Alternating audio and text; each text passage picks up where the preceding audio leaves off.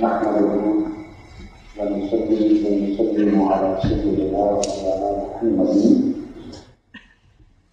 رسوله النبي الأمين المكين الحميد الكريم الرحيم. أما بعد، أعوذ بالله من الشيطان الرجيم. فتلقى آدم من ربه كلمات فتاب عليه إنه هو التواب الرحيم. صدق الله مولانا العظيم.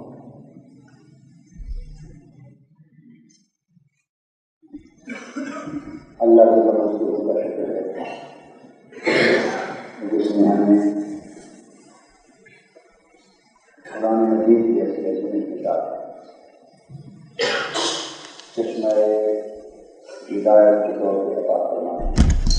آج ابتداءً برکت کے لیے میں نے آیت نمبر 37 پہلے پارے کی سورہ بقرہ کی آیت نمبر 37 تلاوت کی۔ اس سے قبل سیدنا آدم علیہ السلام کی تخلیق کا واقعہ بیان ہوا ہے، اور پھر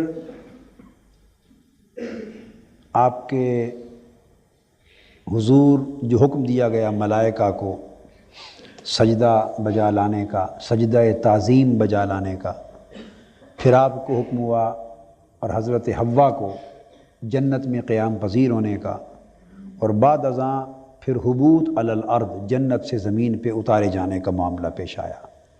اس سے قبل یہ واقعہ آیا ہے، میں نے اس موقع پر اس کا بیان اس لیے نہیں کیا کہ وہ آگے اس سے بہت زیادہ تفصیل کے ساتھ آ رہا ہے۔ انشاءاللہ تعالی اس کی تفصیل اس موقع پر بیان کریں گے۔ یہاں اتنی بات عرض کرنا چاہتا ہوں کہ جب سیدنا آدم علیہ السلام کو حبوط علی الارض کا حکم ہو گیا، زمین پہ اتر کے قیام پذیر ہونے کا، تو یہاں اللہ تبارک و تعالی نے سیدنا آدم علیہ السلام کو کچھ عاجزی اور معافی کے کچھ کلمات سکھا دیے۔ فتلقى آدم من ربه کلمات، پھر آدم نے اپنے رب سے عاجزی اور معافی کے چند دعائیہ کلمات سیکھ لیے۔ فتاب علیہ، وہ اللہ کے حضور انہوں نے پڑھے تو اللہ تعالیٰ نے ان کی توبہ قبول فرما لی۔ اس کی تفصیل آگے آئے گی وہ کلمات کیا تھے، لیکن ان میں سے ایک معروف دعا جو ان کلمات پر مشتمل تھی وہ تو یہ تھی، ربنا ظلمنا انفسنا وَإِن لَّمْ تَغْفِرْ لَنَا وَتَرْحَمْنَا لَنَكُونَنَّ مِنَ الْخَاسِرِينَ۔ اے اللہ، ہم نے اپنی جانوں پر ظلم کیا، اور اگر تو نے ہمارے اوپر رحم نہ فرمایا تو ہم نقصان پانے والوں میں اور خسارہ اٹھانے والوں میں ہو جائیں گے۔ یہ دعا بڑی عاجزی کی، معافی کی، بڑی مجرب اور بڑی مؤثر دعا ہے، اور آپ یوں سمجھیں کہ یہ وہ سب سے پہلی دعا ہے جو اللہ پاک نے زمین پر کسی انسان کو یا کسی پیغمبر کو تلقین فرمائی۔ اس دعا کی خوبی یہ ہے کہ یہ سب سے پہلی دعا ہے جو اللہ پاک نے اپنے بندوں میں سے کسی کو اور انبیاء علیہ السلام میں سے کسی کو تلقین فرمائی۔ اور احادیث میں سیدنا عمر فاروق رضی اللہ تعالیٰ عنہ سے مروی ہے، آگے چل کے عرض کریں گے۔ انہی کلمات میں سے ایک یہ بھی تھا کہ سیدنا آدم علیہ السلام نے جب اللہ کے حضور معافی مانگی تو حضور علیہ السلام کا وسیلہ پیش کیا کہ باری تعالیٰ وہ نبی آخر زمان محمد رسول اللہ صلی اللہ علیہ وسلم جس کو تو میری ذریت سے پیدا فرمائے گا، تجھے اس کا واسطہ دیتا ہوں، مجھے معاف فرما۔ ایک یہ دعا، اس کا ذکر قرآن مجید میں آیا، اور وہ دعائیہ کلمات اس کا ذکر بہت سی احادیث میں آیا ہے، وہ آگے انشاءاللہ کسی موقع پر تفصیل سے ذکر آ جائے گا۔ اس پر آدم علیہ السلام سے اللہ پاک نے پوچھا کہ آدم، یہ جو تو نے واسطہ پیش کیا میرے نبی صلی اللہ علیہ وسلم کا، یہ تمہیں کہاں سے پتہ چلا کہ یہ میرا محبوب اور برگزیدہ نبی ہے؟ تو آدم علیہ السلام نے عرض کیا، باری تعالیٰ، جب تو نے مجھے جنت میں قیام کا حکم فرمایا، تخلیق کے بعد، پیدا کرنے کے بعد، تو میں نے اپنا سر جو اٹھایا تو عرش الہی کی طرف، تو میں نے عرش الہی کے پایوں پر جگہ جگہ لا الہ الا اللہ محمد رسول اللہ لکھا ہوا پایا، اور بعض روایات میں آیا ہے کہ میں نے جنت کے درخت دیکھے تو درختوں کے پتے پتے پر اور جنت کے خیموں اور محلات کے دروازوں پر اس نبی کا نام لکھا ہوا پایا۔ میں سمجھ گیا کہ یہ سلسلہ انبیاء میں جو تو میری ذریت سے پیدا فرمائے گا، تیرا کوئی محبوب ترین اور برگزیدہ ترین اور مقرب ترین نبی ہے، اس لیے تیرا واسطہ۔ اللہ پاک نے فرمایا کہ آدم علیہ السلام میں نے معاف فرما دی۔ اب جو چیز دراصل میں اس آیت کریمہ کے حوالے سے عرض کرنا چاہتا ہوں وہ ہے فَتَلَقَّىٰ آدَمُ مِن رَبِّهِ کَلِمَاتٍ۔ سو آدم علیہ السلام نے حضرت اپنے رب کریم سے کچھ عاجزی اور معافی کے کلمات سیکھ لیے ہیں۔ یہ فتاب علیہ، پس ان کلمات کے باعث اللہ نے ان کی توبہ قبول فرما لی۔ جو کلمات کا سیکھ لینا ہے یہ جو تلقی ہے، اور اللہ پاک کا بعض خاص کلمات کا سکھانا، یہ دراصل سلسلہ تلقین و ارشاد کی ابتدا ہے۔ سلسلہ تلقین و ارشاد کی ابتدا ہے کہ بعض مقاصد کے لیے خاص کلمات کا سیکھنا یا بعض مقاصد کے لیے خاص کلمات اور اذکار اور اوراد و وظائف کا سکھانا، یہ سنت الہیہ اور سنت آدم علیہ السلام۔ بعض ذہنوں میں یہ خیال آتا ہے کہ یہ وظیفے کیا ہوتے ہیں اور ورد کیا ہوتے ہیں اور ذکر اذکار کیا ہوتے ہیں جو بعض خاص مقاصد کے لیے یہ ورد کوئی پڑھتا ہے، کوئی یہ وظیفہ پڑھتا ہے، کوئی یہ ذکر پڑھتا ہے خاص، اور کہتا ہے اس سے یہ برکات ہوں گی، یہ مقاصد پورے ہوں گے۔ بعض اوقات بعض ذہنوں میں کم علمی کی وجہ سے خیال آتا ہے کہ شاید یہ امور بدعت میں سے ہیں اور ان کی کوئی اصل نہیں ہے۔ تو بس یہ بات یہاں عرض کرنا چاہتا ہوں کہ حضور علیہ السلام کی سنت سے اصل ہونا تو کثرت سے ثابت ہے، میں تو اس کی سنت الہیہ ہونے کا بیان کر رہا ہوں کہ گویا سب سے پہلی، یوں سمجھیے کہ سب سے پہلی تلقین زمین پر اللہ کی مخلوق اور بندوں کے آباد ہونے سے بھی پہلے جو اللہ پاک نے فرمائی وہ کلمات اور اذکار کی تلقین تھی۔ اس لیے بعض نیک مقاصد کے لیے کلمات اور اذکار کا سیکھنا اور سکھانا یہ سنت ہے اللہ کی اور انبیاء کی، اور پھر اس سے برکت کا پیدا ہونا یہ قرآن مجید سے استنباط ہوتا ہے فتاب علیہ، پس اس وجہ سے اللہ نے ان کی توبہ قبول فرما لی، اور اللہ پاک رحمت اور کرم نوازی کے ارادے کے ساتھ ان کی طرف متوجہ ہو گیا۔ انہ هو التواب الرحیم، بے شک وہ تواب الرحیم ہے۔ اس کے بعد اگلی بات جو یہاں قابل توجہ ہے وہ یہ کہ جب انسان ہم زمین میں آباد ہو گئے تو اللہ رب العزت نے فرمایا فَإِمَّا يَأْتِيَنَّكُم مِّنِّي هُدًى۔ وہ جو میں نے پہلی بات عرض کی اذکار اور ادعیہ کا اور دعوات کا اور کلمات کا تلقین کرنا اور سیکھنا سکھانا، اس لیے سلاسل میں اور روحانی طور پر مشائخ اور صوفیاء اور بزرگان دین مریدین اور مستفیدین کو اور طالبین کو اسی طرح مسنون اذکار اور اوراد سکھاتے ہیں اور وہ سیکھتے ہیں، اور یہ سلسلہ اس سنت کے تابع ہے، اور اللہ پاک اس سے برکات پیدا فرماتا ہے۔ آگے اللہ رب العزت نے فرمایا پس تمہارے پاس میری طرف سے جب کوئی ہدایت پہنچے وحی کی صورت میں، فمن تبع ہدایا فلا خوف علیہم ولا هم یحزنون، تو جو بھی میری ہدایت کی پیروی کرے گا نہ ان پر کوئی خوف طاری ہوگا اور نہ وہ لوگ غمگین ہوں گے۔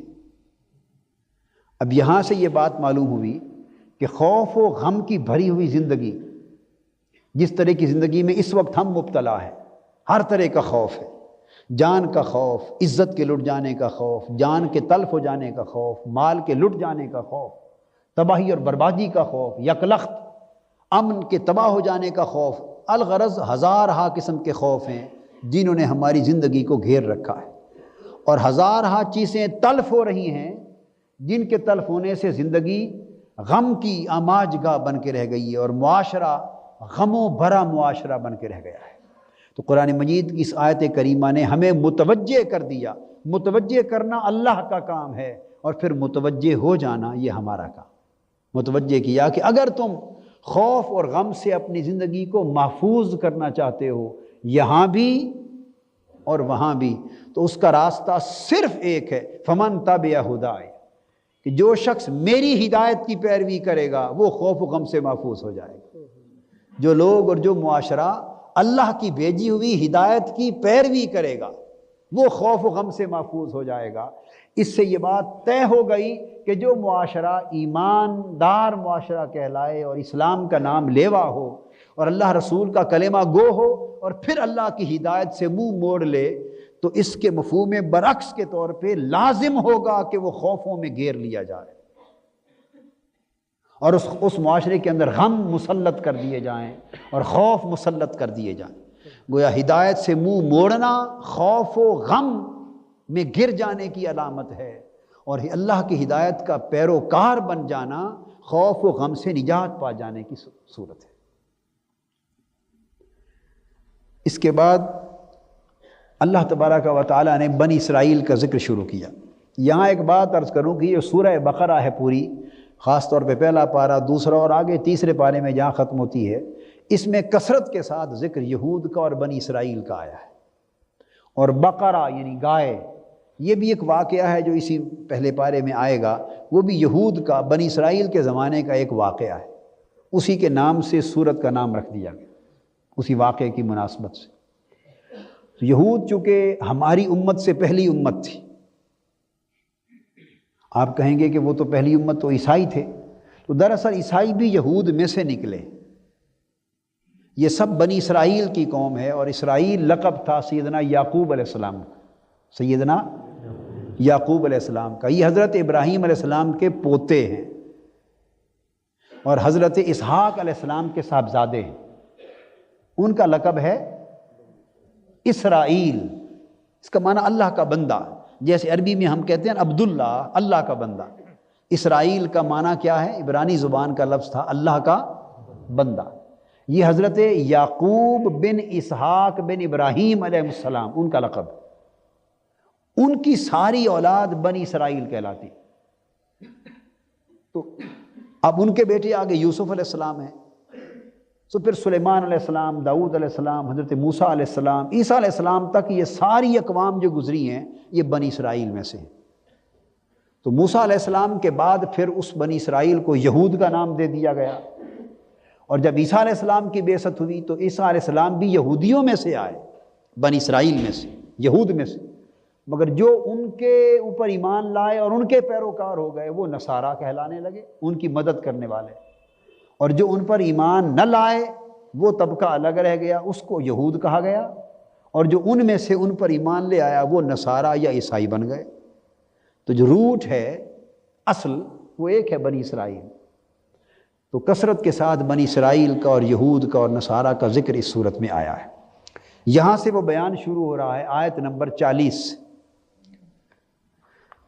اور زیادہ بیان اس کا ایک تو اس وجہ سے آیا کہ بنی اسرائیل نے طویل زمانہ پایا اور ہزارہا انبیاء علیہ السلام اور بہت سے رسول اعظام اسی بنی اسرائیل میں آئے۔ تو کثرت کے ساتھ جتنے انبیاء علیہ السلام کا اور رسول اعظام کا ذکر آتا ہے وہ بنی اسرائیل میں سے ہی ہوتے ہیں، سو لا محالہ اس بنی اسرائیل کا اور یہود و نصارہ کا تذکرہ قرآن مجید میں آ جاتا۔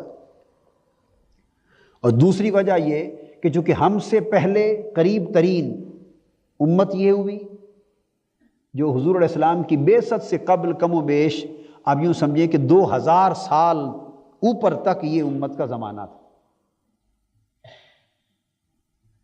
عیسیٰ علیہ حضرت ابراہیم علیہ السلام کا زمانہ حضور علیہ السلام سے قبل، حضور علیہ السلام سے قبل تقریباً عیسیٰ علیہ السلام سے قبل 2500 کے لگ بھگ عیسیٰ علیہ السلام سے قبل ہے ان کا زمانہ، 2200 سے 2400 قبل مسیح ان کا زمانہ ہے۔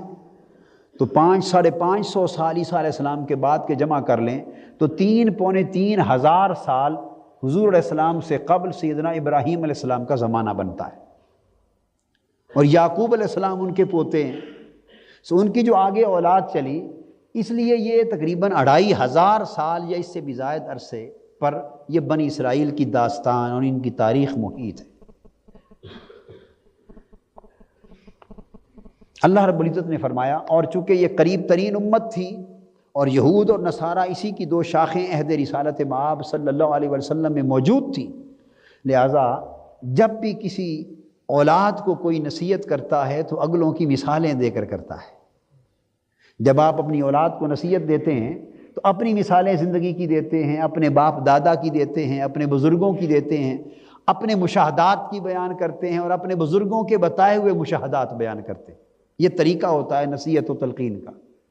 تو امت محمدی صلی اللہ علیہ وسلم کو جب تلقین کی گئی اور احکام دیے گئے اور انہیں نافرمانی سے ڈرایا گیا اور سرکشی اور بغاوت کی زندگی سے ڈرایا گیا اور عذاب آخرت سے ڈرایا گیا اور نافرمانی کے انجام سے انہیں آگاہ کیا گیا، تو لازم تھا کہ ساتھ ہی ساتھ پچھلے واقعات جو بیت چکے ان کو بتائے جائیں کہ لوگوں پہلے ایسا ہو چکا ہے، کہیں تم اسی راہ پہ نہ چل پڑنا۔ بس اس طرح کی بات ہے۔ یہاں سے ان احکام اور تعلیمات کا ذکر آ رہا ہے جو اللہ رب العزت نے بنی اسرائیل کو دی، مگر وہ صرف ان کے لیے نہ تھی، ان کا قرآن مجید میں ریپیٹ کیا جانا، بیان کر دیا جانا، دہرا دیا جانا، اس بات کی دلیل ہے کہ اب وہ احکام امت محمدی صلی اللہ علیہ وسلم کے لیے ہو گئے۔ گویا بنی اسرائیل کے ذکر سے تو اللہ پاک نے صرف بیان کیے، احکام وہ ہمیں دیے جا رہے ہیں۔ تو مفہوم ان کا یہ ہوتا ہے کہ میں نے بنی اسرائیل کو بھی یہ حکم دیا تھا اور تم سے یہ جو کہہ رہا ہوں اور سنا رہا ہوں سن لو، یہ حکم تمہارے لیے بتکرار نازل کیا جا رہا ہے اور تمہیں منتقل کیا جا رہا ہے۔ فرمایا اے بنی اسرائیل، یا بنی اسرائیل، یا بنی اسرائیل اذکروا نعمتی التی انعمت علیکم۔ اس میں پہلی تلقین یہ ہوئی، اب ہم اختصار سے ان تعلیمات کا ذکر کرتے جائیں گے۔ اے بنی اسرائیل، اے اولاد یعقوب، میرے وہ انعام یاد کرو جو میں نے تم پر کیے۔ اب اس حصے سے جو حکم معلوم ہوا وہ یہ کہ مسلمان کی اور ایماندار کی، مومن کی نشانی یہ ہے کہ وہ ہمیشہ اللہ کی نعمتوں کو یاد رکھے۔ یہ جو بیان ہے، اس بیان سے بھی ایک حکم معلوم ہوا، جو نعمتیں میں نے تم پر کی ان کو ہمیشہ یاد رکھو، ان کا ذکر کرو۔ تو وہ اللہ کی نعمتوں کو یاد کرنا اور اللہ کی نعمتوں کا ذکر کرتے رہنا، یہ اہل ایمان کی علامت میں سے ہے۔ اس لیے کہ جب عام مومنین کے لیے کہ جب ایک بندہ اللہ کی ہوئی نعمتوں کو ذکر یاد رکھتا ہے تو وہ اللہ کو کبھی بھول نہیں سکتا۔ جب وہ نعمتوں کو یاد رکھے گا تو نعمت عطا فرمانے والے کو کیسے بھول سکتا ہے؟ دراصل اشارہ اس طرف ہے کہ لوگوں میری نعمت کو یاد کرو تاکہ نعیم بھی یاد رہے، نعمت دینے والا بھی یاد رہے۔ تو یہ اہل ایمان کا ایک راہ ہے کہ جو نعمت سے نعیم کو، نعمت والے کو یاد کرتے ہیں، اور کچھ وہ ہوتے ہیں اللہ کے مقرب برگزیدہ بندے کہ وہ نعمت والے کو یاد کرتے ہیں اور اس سے پھر اس کی نعمتوں کو دیکھتے ہیں۔ وہ منعم کو یاد، یہ نعمت سے منعم کی طرف جاتے ہیں، وہ منعم سے نعمت کی طرف جاتے ہیں۔ تو اللہ پاک نے فرمایا کہ میری نعمتوں کو یاد کیو۔ دوسرا حکم دیا وَأَوْفُوا بِعَهْدِي أُوفِ بِعَهْدِكُمْ، تم میرے ساتھ کیا ہوا وعدہ پورا کرو تو میں تمہارے ساتھ کیا ہوا وعدہ پورا کر دوں گا۔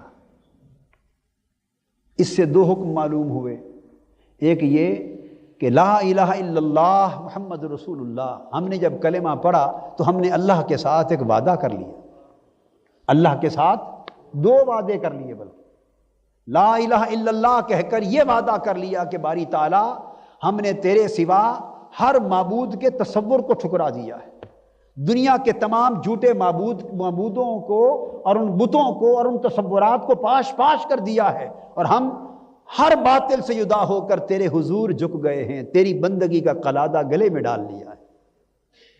محمد رسول اللہ کے کلمہ طیبہ کے حصے میں یہ وعدہ کیا کہ باری تعالیٰ ہم نے تیرے محبوب صلی اللہ علیہ وسلم کو، جو تیرا برگزیدہ رسول ہے، انہیں اپنا رسول مان لیا، یعنی آج سے تیری بندگی کے بعد ہر بندگی کو چھوڑتے ہیں اور تیرے محبوب کو رسول مان لینے کے بعد ہر قیادت اور ہر نظام کو چھوڑتے ہیں، عبادت تیری کریں گے اور حکم اور تعلیم تیرے رسول کی دی ہوئی مانیں گے، ہماری زندگی تیری عبادت اور تیرے محبوب کی اطاعت سے مزین ہو جائے گی۔ ہم نے اللہ سے وعدہ کر لیا۔ تو اللہ پاک فرماتے ہیں میں نے بھی تم سے وعدے کیے، بنی اسرائیل کو بھی یہی فرمایا تھا کہ جو تم نے مجھ سے وعدہ کیا پھر میں نے تم سے وعدہ کیا۔ وعدوں کا بھی ذکر آگے آئے گا۔ تو اللہ پاک نے فرمایا کہ اگر تم چاہو کہ میں اپنا وعدہ پورا کروں، اور اللہ نے ہم سے وعدہ کیا، آگاہ ہو جاؤ اللہ کا گروہ ہی کامیاب و کامران ہوگا۔ لا تہنوا ولا تحزنوا وانتم الاعلون ان کنتم مؤمنین، نہ کبھی گھبرانا، نہ کبھی ہمت ہارنا، مومنوں نہ کبھی حوصلہ ہارنا، غلبہ، کامیابی، کامرانی تمہارے قدم چومے گی، تم ہی کامیاب و کامران اور غالب و فائق ہوگے، بشرطے کہ تم مومن ہو جاؤ۔ تو اللہ پاک نے بڑے وعدے کیے، دنیا کے لیے بھی اور آخرت کے لیے بھی۔ ہماری طبیعت اور ہمارا مزاج یہ بن گیا ہے کہ ہم اللہ سے توقع کرتے ہیں کہ وہ اپنے کیے ہوئے وعدے جو اس نے ہم سے کیے پورے کرے۔ اللہ سے کیے ہوئے وعدے ہم پورا نہیں کرنا چاہتے، ہم اللہ سے کیے ہوئے وعدے پورا نہیں کرنا چاہتے، ان پر دھیان ہی نہیں کرنا چاہتے، اور توقع یک طرفہ کرتے ہیں کہ اللہ نے ہمیں مسلمانوں کو تو غالب کرنے کا وعدہ کیا تھا۔ یہ سوال ہوتا ہے، اور کئی نوجوان نسل کے ذہنوں میں سوال اٹھتا ہے کہ اللہ نے تو مسلمانوں کے ساتھ غلبے کا وعدہ کیا تھا، مومنوں کے ساتھ عزت کا وعدہ کیا تھا، عروج کا وعدہ کیا تھا، کامیابی کامرانی کا وعدہ کیا تھا، اور مسلمان تو دنیا میں آج ذلیل ہو کے رہ گئے، رسوا ہو کے رہ گئے، تباہ و برباد ہو کے رہ گئے۔ تو اللہ اپنا وعدہ پورا کیوں نہیں کر رہا؟ ہم یہ سوال اس لیے کرتے ہیں کہ ہم نے وہ وعدہ کبھی تکلیف کی ہی نہیں کہ قرآن کھو کے پڑھیں کہ وعدہ کہاں کیا ہے اور وعدہ کیا کیا ہے۔ اللہ نے غیر مشروط اور مطلق وعدہ کبھی کیا ہی نہیں تھا کہ تم جو جی میں آئے کرتے رہو میں تمہیں غالب کر دوں گا۔ اللہ نے مسلمانوں کے ساتھ یہ وعدہ کبھی کیا ہی نہ تھا۔ اس نے تو اپنے وعدے کے ایفا کا بھی اصول بیان کر دیا، اوفو بعہدی، پہلے تم اپنا وعدہ پورا کرو جو مجھ سے کیا ہے، اوفی بعہدکم، پھر میں تم سے اپنا وعدہ پورا کر دوں گا۔ سادہ سا سوال ہے، کیا ہم نے اپنا وعدہ پورا کر لیا ہے؟ اگر اس کا جواب ہاں میں ہے تو پھر ہم پوچھنے میں بھی حق بجانے ہوئے ہیں کہ اللہ وعدہ کیوں نہیں پورا کر رہا، اور اگر ہم اپنا وعدہ پورا کرنے کی طرف آنے کو ہی تیار نہیں تو ہمیں یہ پوچھنے کا حق کیسے مل گیا کہ اللہ وعدہ کیوں نہیں پورا؟ اللہ کا وعدہ ہی نہیں ہے۔ اللہ کا وعدہ تو اس صورت میں ہے جب ہم اپنا وعدہ پورا کریں۔ تیسری چیز فرمائی وَإِيَّايَ فَارْهَبُونَ، اور لوگوں مجھ ہی سے ڈرا کرو، مجھ ہی سے ڈرا کرو۔ وَإِيَّايَ فَارْهَبُونَ، مجھ ہی سے ڈرا کرو، اس کا مطلب ہے کہ اللہ کے سوا کسی اور سے ڈرو گے تو اس کا مطلب ہے تمہارا ایمان کمزور ہے۔ اس لیے علامہ کہتے ہیں ہر کے رمز لا الہ فہمیدہ است، شرک را در خوف مضمر دیدہ است۔ جس نے لا الہ الا اللہ کا راز پا لیا اس کو یہ بات سمجھ میں آ گئی کہ اللہ کے سوا کسی بھی دنیا کی بڑی سے بڑی طاقت و سلطنت سے ڈرنا یہی شرک ہے۔ آج 56 ممالک ہیں پوری دنیا میں اسلام کے نام لیوا، عالم اسلام کے 56 ممالک، اور وہ عالم کفر کے ایک ہی طاقتور ملک سے ڈرتے۔ یہ ایمان کی کمزوری کی علامت ہے۔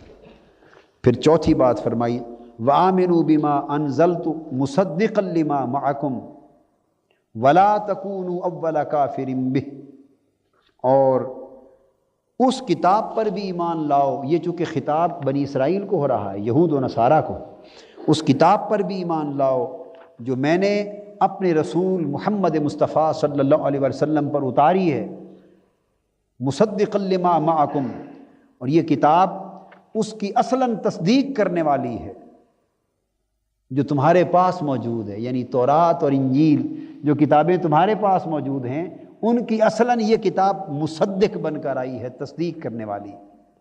وَلَا تَكُونُوا أَوَّلَ كَافِرٍ بِهِ، تو یہ تو جو کتاب موسیٰ علیہ السلام پر اور عیسیٰ علیہ السلام پر اتری، جو کتاب موسیٰ علیہ السلام پر جو تمہارے ہاتھ میں ہے، یہ تو اصل اس کتاب کی تصدیق کرنے والی کتاب بن کے آئی ہے، یعنی قرآن۔ تو تم ہی اگر اس کا انکار کرنے والے بن جاؤ تو بڑی حیرت کی بات ہے کہ تم ہی سب سے پہلے اس کے منکر نہ بنو۔ اور اس کے ضمن میں جو حکم دیا وہ یہ ولا، جو ہمارے لیے بھی جس کا اطلاق ہوتا ہے، وَلَا تَشْتَرُوا بِآيَاتِي ثَمَنًا قَلِيلًا، اور تم میری آیتوں کو دنیا کی تھوڑی سی قیمت پر فروخت نہ کر دیا کرو۔ ثمنًا قلیلا، دنیا کی تھوڑی سی قیمت پر فروخت نہ کر دیا کرو۔ اس کا مطلب یہ نہیں کہ اگر زیادہ پیسے مل جائیں تو پھر فروخت کر دو۔ اگر دین کا سودا اور قرآن کا سودا اور اللہ کی آیتوں کا اور احکام کا سودا 1000 2000 5000 سے ہوتا ہو تو پھر نہ بیچو، پھر کہو ہم قرآن بیچ دیں، ہم شریعت بیچ دیں، ہم اسلام بیچ دیں۔ اور اگر وہی سودا لاکھوں میں طے پا جائے زیادہ قیمت میں تو بیچ دو، نہیں، یہ معنی نہیں ہے۔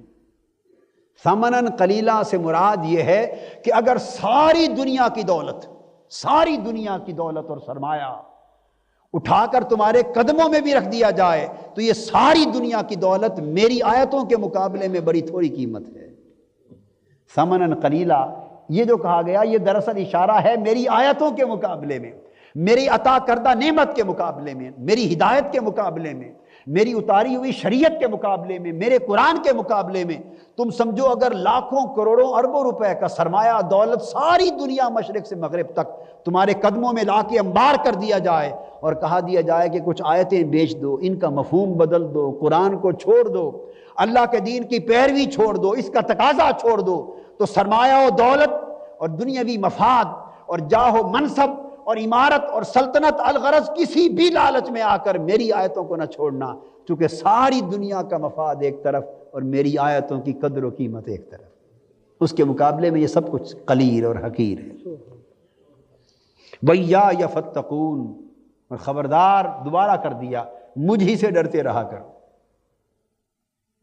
اس کے بعد چھٹا حکم دیا وَلَا تَلْبِسُوا الْحَقَّ بِالْبَاطِلِ، اور حق کی آمیزش باطل کے ساتھ نہ کیا کرو۔ یہ چھٹا حکم ہے، حق کی آمیزش باطل کے ساتھ نہ کیا کرو۔ اس میں کیا سمجھایا گیا؟ یعنی گڑ مڑ نہ کر دیا کرو حق اور باطل میں، جو ہم ہر وقت کرتے رہتے ہیں۔ حق اور باطل کو خلط ملط نہ کر دیا کرو۔ ہم کرتے ہیں حق اور باطل کو ملا دیتے ہیں، خیر اور شر کو باہم ملا دیتے ہیں، زندگی میں نیکی اور بدی کو ملا دیتے ہیں، اللہ کی فرما برداری اور نافرمانی کو ملا دیتے ہیں۔ اگر ہم اپنے گریبانوں میں جھانک کر اپنی زندگیوں کا جائزہ لیں تو ہماری اپنی زندگیاں اور ہماری گھریلو زندگیاں اور ہماری سماجی اور معاشرتی زندگیاں ساری کی ساری حق اور باطل کی آمیزش سے اور خیر و شر کی آمیزش سے اور نیکی اور بدی کی آمیزش سے اور اللہ کی فرما برداری اور اللہ کی نافرمانی کی آمیزش سے عبارت ہو کے رہ گئی۔ فرمایا نہیں، حق کو حق رہنے دیا کرو اور باطل کو باطل رہنے دیا کرو۔ اور اس میں اس امر کا بھی اشارہ ہے کہ اگر تم سے حق بات پوچھی جائے تو وہ بھی گڑ مڑ کر کے نہ بتایا کرو کہ نہ کسی کو یہ پلے پڑے نہ یہ پلے پڑے، دونوں گھر راضی ہو جائے۔ یہ بھی ہماری عادات میں سے ہے کہ ایسی بات کر دینا کہ کوئی بھی ناراض نہ ہو، اور یہ سوچنا چلو بھائی ہم کیوں کسی کو ناراض کریں، یہ ہماری وضع کردہ سوچ ہے۔ اللہ رب العزت نے اس سوچ کو رد فرمایا، بھئی ہم ایسی بات کیوں کریں جس سے کوئی ناراض ہو جائے، نہیں۔ تو یہ اس طرح کا مطلب ہے تاکہ جو باطل کا تقاضا کر رہا ہے ہم سے وہ بھی خوش رہے، اور جو حق کی توقع رکھتا ہے ہم سے وہ بھی خوش رہے۔ اس طرح لگی لپٹی بات کریں کہ حق والے بھی راضی ہوں اور باطل والے بھی راضی ہوں، یہ یہودیوں کی نفسیات تھی جس کو اللہ پاک نے رد کر کے تلقین کی، وَلَا تَلْبِسُوا الْحَقَّ بِالْبَاطِلِ، نہیں، جب بات کرو کھلی کھلی کیا کرو تاکہ حق حق لگے اور باطل باطل لگے، ان میں واضح امتیاز ہو جائے۔ ساتواں حکم دیا وَتَكْتُمُوا الْحَقَّ وَأَنْتُمْ تَعْلَمُونَ، اور حق کو چھپایا بھی نہ کرو۔ دو الگ بات، پہلے تھا حق اور باطل کو ملا دینا، گڑمڑ کر دینا، اور اب فرمایا کہ حق کو جان بوجھ کر وَأَنْتُمْ تَعْلَمُونَ، تم جانتے ہو کہ یہ حق ہے اور جانتے ہو کہ حق یہ ہے، مگر تم حق کو چھپا رہے ہو، اس پر پردہ ڈال رہے ہو، صرف اس لیے کہ اگر حق کا اظہار کیا تو شاید میرے کسی مفاد کو نقصان پہنچ جائے، میرا کوئی دنیاوی بنتا ہوا کام بگڑ جائے، یا جس سے مجھے کوئی مفاد اور منفعت ہے شاید وہ مجھ سے ناراض ہو جائے۔ یعنی دنیاوی مفاد کی خاطر ہم ایسی زندگی گزار رہے ہیں اور ایسی گفتگو کرتے ہیں اور ایسے معاملات زندگی بسر کرتے ہیں جن میں واضح طور پر حق چھپا چھپا کے چلتے ہیں۔ وَأَنْتُمْ تَعْلَمُونَ اشارہ ہے ہمارے ضمیر کو جھنجھوڑا جا رہا ہے، وَأَنْتُمْ تَعْلَمُونَ، یہ خطاب ضمیر کو ہے کہ لوگوں اپنے ضمیر میں جھانک کر دیکھو، اپنے من میں جھانک کر دیکھو، تمہارا ضمیر اگر زندہ ہے تو وہ جانتا ہے کہ جسے چھپا رہے ہو یہی حق تھا، تمہارا شعور جانتا ہے کہ جسے چھپا رہے ہو یہ حق تھا، تمہاری عقل، تمہارا دل جانتا ہے جسے چھپا رہے ہو یہ حق تھا۔ فرمایا نہیں، خبردار حق کو چھپایا نہ کرو۔ پھر 8واں حکم دیا، وَأَقِیمُوا الصَّلَاةَ وَآتُوا الزَّکَاةَ وَارْکَعُوا مَعَ الرَّاکِعِینَ، اور نماز قائم کیا کرو۔ پھر 9واں حکم دیا کہ زکوٰۃ ادا کیا کرو۔ 10واں حکم دیا کہ رکوع کرنے والوں کے ساتھ مل کر رکوع کیا کرو، یعنی نماز با جماعت کے نظام کو بپا کیا کرو۔ پھر 11واں حکم دیا، أَتَأْمُرُونَ النَّاسَ بِالْبِرِّ وَتَنْسَوْنَ أَنفُسَكُمْ وَأَنْتُمْ تَتْلُونَ الْكِتَابَ۔ پھر فرمایا 11ویں حکم میں کہ کیا تم دوسرے لوگوں کو نیکی کا حکم دیتے ہو اور اپنے آپ کو بھول جاتے ہو؟ وَأَنْتُمْ تَتْلُونَ الْكِتَابَ، اور حالانکہ تم اللہ کی کتاب کی تلاوت بھی کرتے ہو۔ یہ عام مسلمان کو بھی خطاب ہے، مگر بطور خاص ان لوگوں کو خطاب ہے جو قرآن پڑھتے ہیں اور پڑھاتے ہیں اور قرآن کے درس دیتے ہیں اور قرآن کی آیات و احکام سے واقف ہیں، تلاوت کرتے ہیں، جن کی زندگی پر ایک مذہب کا رنگ چڑھا ہوا ہے، اور جو مذہب اور دین اور اسلام کے حوالے سے جن کی ایک پہچان ہے، ان کے لیے بطور خاص خطاب ہے۔ فرمایا کہ کیا وجہ ہے واعظ کرنے والوں، نیکی کی تلقین کرنے والوں، درس دینے والوں، دنیا کو نیکی کی دعوت دینے والوں، کیا بات ہے جب نیکی کا معاملہ آتا ہے تو وہ صرف دعوت کے لیے ہے، تمہارے اپنے عمل کے لیے نہیں۔ لوگوں کو نیکی کی طرف بلاتے ہو، حکم دیتے ہو، وَتَنْسَوْنَ أَنفُسَكُمْ، مگر اپنی زندگی میں نیکی داخل کرنے کے وقت آتا ہے تو اپنے آپ کو بھول جاتے ہو۔ وَأَنْتُمْ تَتْلُونَ الْكِتَابَ، اور دیکھو تم اللہ کی کتاب بھی پڑھتے ہو، اور پھر بھی یہ تضاد ہے قول و عمل میں اور واعظ و عمل میں، یہ تضاد۔ تو گویا اللہ پاک نے اس بات کے امکان کو رد کر دیا کہ اہل ایمان کے لیے یہ تو ممکن ہی نہیں کہ وہ قرآن پڑھیں اور پھر ان کے قول اور عمل میں اور ان کی نصیحت اور اپنی زندگی میں تضاد پایا جائے۔ افلا تعقلون، کیا تم سوچتے نہیں ہو؟ پھر اس کے بعد 12واں حکم دیا، وَاسْتَعِینُوا بِالصَّبْرِ وَالصَّلَاةِ، اور مدد مانگا کرو اللہ سے صبر اور نماز کے ذریعے۔ تو صبر کا حکم دیا اور نماز کا، اور جو حکم ہے اس میں جو راز کی بات ہے وہ صبر اور نماز کو اللہ کی مدد کا ذریعہ بیان کیا۔ صبر اور نماز کو اللہ کی مدد کا ذریعہ اور وسیلہ اور اللہ کی مدد کا واسطہ بیان کیا۔ اس کا مطلب یہ ہے کہ نماز عبادت ہے جو خاص خاص اوقات پر آتی ہے، اور صبر کیا ہے؟ صرف مصیبت میں صبر نہیں ہوتا، بلکہ صبر ایک ایسی جامع زندگی ہے کہ ہر وہ چیز جو نفس چاہے اور آپ اس کو روک لیں، رک جائیں، یہ صبر ہے۔ نفس چاہے کہ یوں کر لوں، جی چاہے کہ یوں کر لوں، طبیعت چاہے کہ یوں کر لوں، آپ اولاد چاہے کہ یوں کر لیا جائے، بیوی بچے چاہیں کہ یوں کر لیا جائے اور ہو وہ ناجائز، برادری چاہے کہ یوں کر لیا جائے، معاشرہ چاہے کہ یوں کر لیا جائے، طبیعت تقاضا کرے کہ اس میں عزت ہے، ناموری ہے، شہرت ہے، ایسا کر لیا جائے، مگر انسان دیکھے کہ اس میں میرا اللہ ناراض ہوگا، لہٰذا ان ساری خواہشوں کو روک لینا اور ان ساری خواہشات سے اپنے آپ کو روک لینا اور پوری کی پوری زندگی کو اللہ کے امر کی روک کے مطابق چلانا، یہ دراصل صبر ہے۔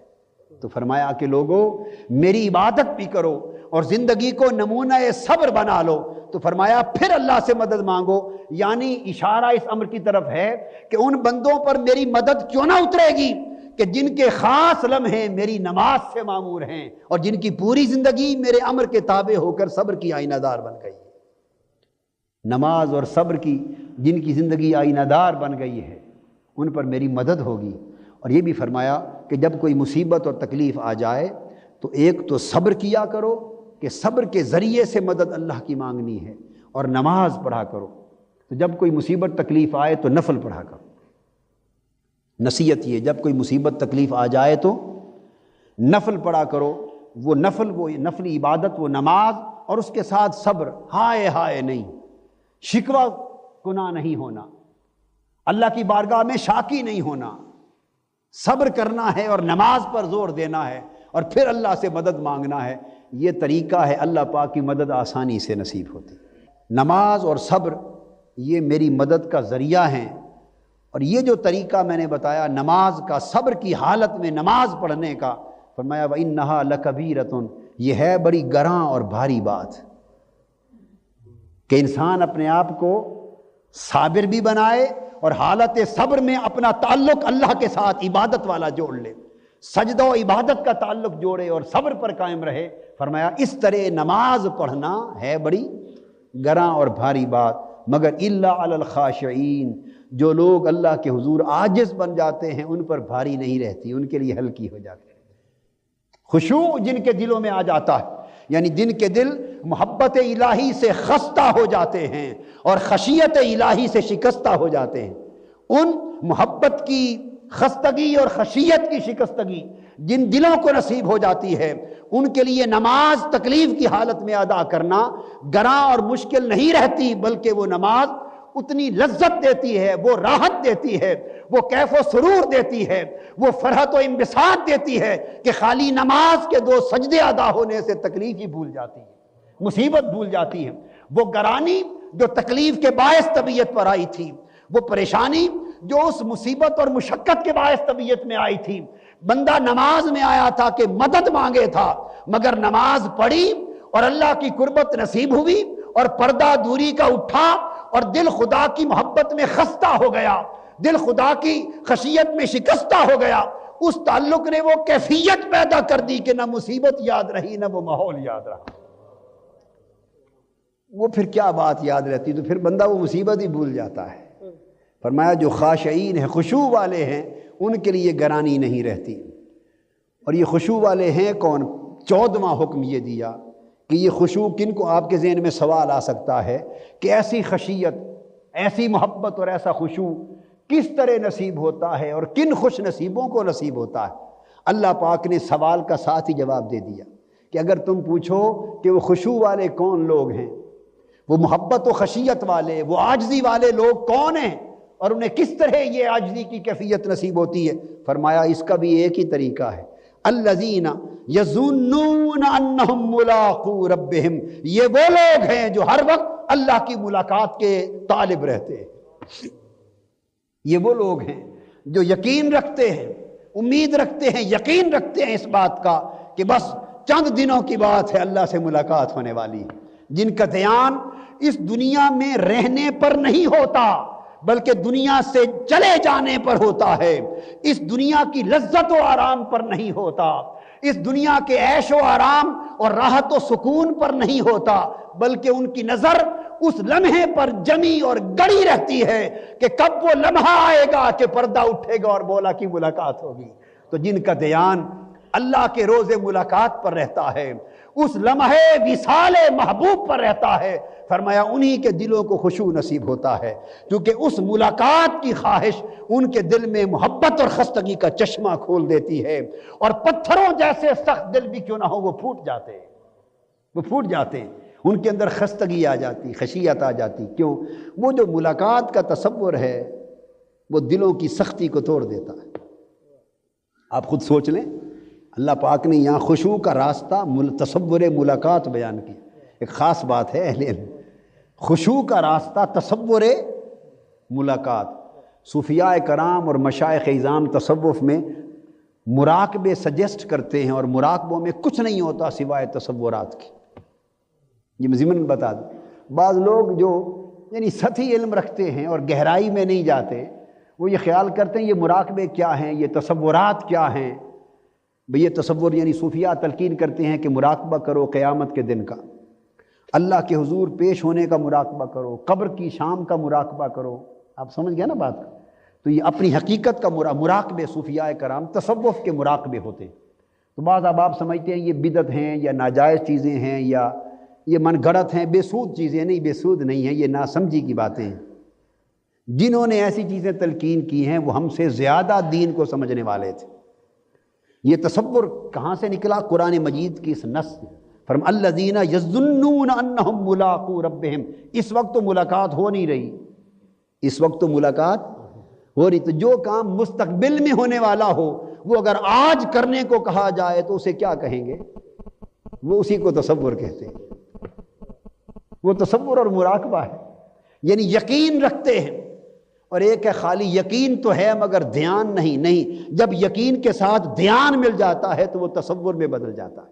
تو مطلب یہ ہے اگر لوگوں خشوع چاہو اور قلب میں محبت و خشیت کی خاص کیفیت چاہو، اس کا طریقہ کیا ہے؟ یظنون انہم ملاقو ربہم، تو پھر اس یقین کو دھیان اور تصور میں بدل لو کہ وہ لمحہ آنے والا ہے جب ملاقات ہو جائے گی۔ جب سیدنا اویس کرنی سے حضرت سیدنا عمر فاروق اور سیدنا علی شیر خدا رضی اللہ تعالیٰ عنہ ملاقات کے لیے آئے، مجلس ہو گئی، تو تھوڑی دیر کے بعد اویس کرنی خود عرض کرنے لگے ان کو کہ اب ہم دعا کریں، آپ تشریف لے جائیں کہ اب ان قریب ایک بڑا دن آنے والا ہے جس میں ملاقات ہونے والی ہے، میں قیامت کی تیاری کر لوں۔ ویسے کرنی فرمانے لگے بس بڑی باتیں ہو گئی ہیں بھائی عمر، اے بھائی علی رضی اللہ تعالیٰ عنہ، اب آپ جائیں، قیامت قریب ہے اور اس میں ایک بڑی ملاقات ہونے والی ہے، میں اس ملاقات کی تیاری کر لوں۔ ہائے ہائے، جن کو محبوب سے ملاقات کی امید ہوتی ہے وہ ملاقات کی تیاری کرتے ہیں، وہ ملاقات کی۔ آج جو شادیاں جب ہوتی ہیں نا تو 5-6 گھنٹوں کے لیے دلہنوں کو لے جاتے ہیں بیوٹی پارلر کے پاس، دلہن کو بیوٹی پارلر کے پاس لے جاتے ہیں، اور مجھے کسی نے یہ بھی بتایا اگلے دن کہ آج کل دلہے بھی بیوٹی پارلر کے پاس جاتے ہیں۔ انا للہ و انا الیہ راجعون۔ مجھے معلوم نہیں تھا، پتہ نہیں غلط ہے یا صحیح بات ہے، آپ جوان لوگ بہتر جانتے ہوں گے، ہمارے زمانے میں تو بیوٹی پارلر ہوتے ہی نہیں تھے۔ تو یہ سارا کیا ہے؟ ایک تصور ہے، ناجائز ہو یا جائز ہو، میں اس میں نہیں جا رہا، میں آپ کو تصور سمجھا رہا ہوں۔ عمل جائز ہے یا ناجائز ہے، اس میں اسراف ہے یا تبذیر ہے یا حد سے گزر جانے کی بات ہے، وہ معاملہ جدا ہے، مگر جو بیسک کنسیپٹ اس کے پیچھے کار فرما ہے یہ تیاری ہے ملاقات کی۔ یہ کیا ہے؟ یہ تیاری ہے ایک ملاقات کی۔ ارے لوگوں سوچو، یہ دنیا کی ملاقات ہے دو دوستوں میں جو ہو رہی ہے، اس کی تیاری پر کتنا وقت اور کتنا سرمایہ خرچ کرتے ہو؟ کبھی یہ بھی سوچا کہ مرنے کے بعد اس محبوب حقیقی کی ملاقات کا لمحہ آ رہا ہے، جنہیں اس کی ملاقات کا یقین ہو جائے ان کی تو ساری زندگی تیاری میں بیت جاتی ہے، ان کی ساری زندگی تیاری میں بیت جاتی، اور وہ اسی سوچ سے فارغ نہیں ہوتے کہ ملاقات کا وقت گھڑی آنے والی ہے، میں اس کی تیاری کر لوں۔ فرمایا یہ خشوع انہی کو نصیب ہوتا ہے جن کا دھیان اس ملاقات پہ رہتا ہے۔ یہ تعلیم دے کر فرمایا وَأَنَّهُمْ إِلَيَّ رَاجِعُونَ، اور وہ یہ دھیان میں رکھتے ہیں کہ وہ سب پلٹ کر اللہ کی طرف جانے والے ہیں۔